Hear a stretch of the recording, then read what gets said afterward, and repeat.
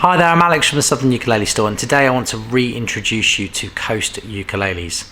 Sometimes, working in an industry for as long as I have and we have here, things come along and they just spike everyone's interest. And Kawai, the luthier at Coast, has really spiked everyone's interest here. He began building ukuleles just over 2.5 years ago, and the ukes I have here are number 60 and number 63. It's the second time we've had a Coast ukulele delivery, but it's not the only time in an average week we talk about Coast ukes. If you follow our friends over at Ukulele site in Hawaii, they often feature these luthiers that build these really bespoke, high-end things. These things that are aspirational, they're living art, they're the things you dream of. And there's something about how Kawai builds these ukuleles in California. As an Englishman talking about aloha spirit from thousands of miles away, it always feels a little bit kind of jarring, but there is something about the kind of family feel, the warmth, the love that comes from these Coast ukuleles.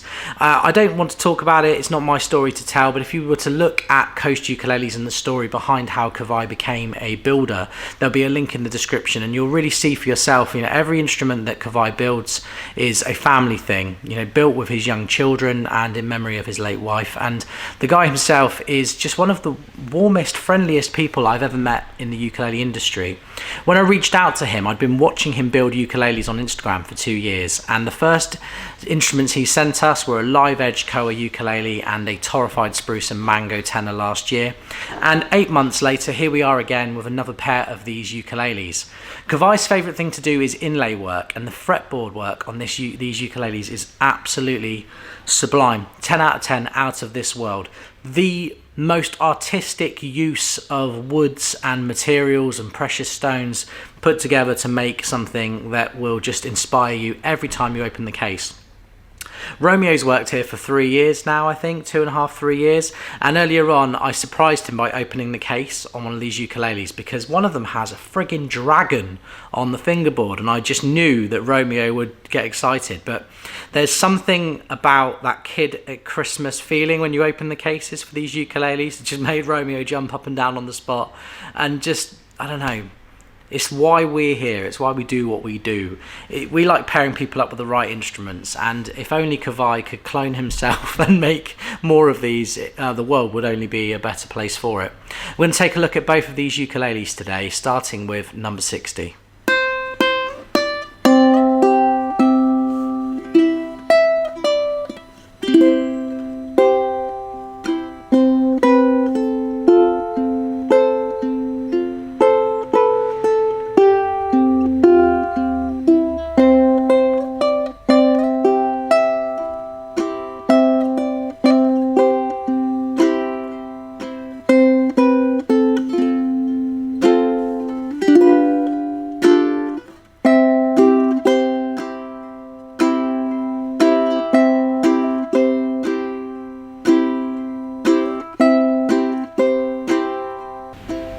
First up today, we're going to take a look at Coast number 60. This ukulele is, well, this ukulele is this. This is a ukulele. This is a live Edge Master Grade Koa. Top, back and sides. When I say live edge, I mean this sound hole is a piece of wood where the live edge of the wood is used to create the sound hole. But it does also have a more conventional side sound port. The inside of this ukulele is really beautifully braced as well. I'm going to try and get a camera inside this ukulele, but the bracing / reinforcement of the live edge sound hole is just really pretty, really lovely to see. The ukulele has a through bridge, which is made of royal blackwood, along with a royal blackwood fingerboard. Not that you see much of it, because this ukulele is the one with the dragon inlay, which was designed by a friend of Kawai's, an artist called Gio Benedetti, who drew this up, and then 179 individual pieces were used to layer up and create this mosaic on the fingerboard. The finish is a semi-gloss. It's not quite satin, it's not quite silk, it's a bright tone poly semi-gloss finish, as Kawai mentions himself in his description for this instrument. And the bridge is also inlaid in maple, which is not something I've seen that often, actually, seeing the bridge almost kind of have a sandwich effect to it. It's really pretty. The neck is comfortable. It feels like a Hawaiian ukulele, and it has a slightly chunkier neck with a slightly wider fingerboard. And also, I'll note the frets are gold. I believe the frets might be brass. A very unique look, a very unique feel, and I can't help but wonder how that affects the sound of the ukulele. Finally, you have the Goto planetary tuners and this super beautiful mosaic feature at the top of the headstock, the faceplate. My words can't do these things justice, I'm afraid, but I try my best. Let's give number 60 a play and see what you think.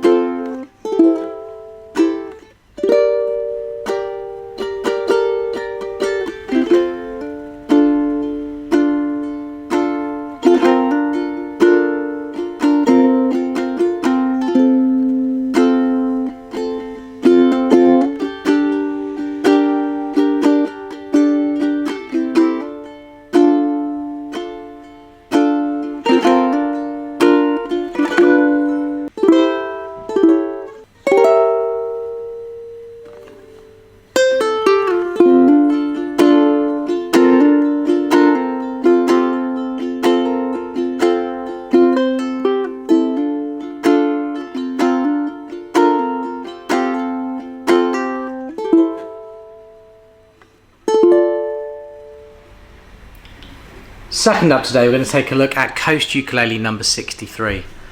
This is the standard. This is the Coast Ukulele standard uke. This is the thing that Kawai and I bonded over, but also this seems to be something Kawai is really passionate about. The combination of a Torrefied spruce top with Hawaiian mango back and sides. A gorgeous figured Hawaiian mango. If you were to put a colour on this ukulele and put it against the right backdrop, you could be convinced that this is actually the ocean. The wave, the pattern, the grain on this wood is just gorgeous. The front, the Torrefied spruce, for those that are unfamiliar with the word Torrefied and what it means, this is an artificially aged spruce top. So the wood is cooked, it's baked at a very high level in a kiln, and it creates a different kind of particle arrangement for the wood. It makes it sound and feel and respond like it's 100 years old. It's not a new thing. Kanile'a, Taylor, Martin, all of these companies have experimented with Torrefied woods for about 10 years now. But Kawai is one of the luthiers out there who's really pioneering putting this on his ukuleles. I know a lot of his commissioned ukes seem to have Torrefied spruce tops as well. And then the top, back and sides are paired off with Hawaiian Koa binding. You have a zero coaty fingerboard and bridge, but once again the feature of this ukulele is this inlay on the fingerboard. And this tree and leaf combination is made using pieces of Hawaiian Koa and dyed Hawaiian mango. So it all ties in with the same three woods here, going up to the end of the headstock and the faceplate. Once again, you have Goto planetary tuners, and both of these ukuleles, I forgot to mention the last one, have a really nice volute at the end of the neck. They feel comfortable with a 38mm nut width and a 0 fret. And if you're a lefty, one feature I like about this ukulele is that Kawai has put fret dots on both sides, and they are also dyed pieces of Hawaiian mango. So you have Hawaiian mango fret dots on possibly Hawaiian Koa binding on the outside of the neck with a Kaya mahogany neck once again. I have no words for these ukuleles. They are stunning. If I had to pick a favourite, I think I actually like the understated nature of this instrument, because when you look at it from a distance, the closer you get, the more textured and more artistic this instrument gets, just until the point where you can't really figure out whether you want to look at the fingerboard, the sound hole rosette, or you just want to hear it and hear it how it sounds. Which is what we're going to do now. We're going to play it for you now.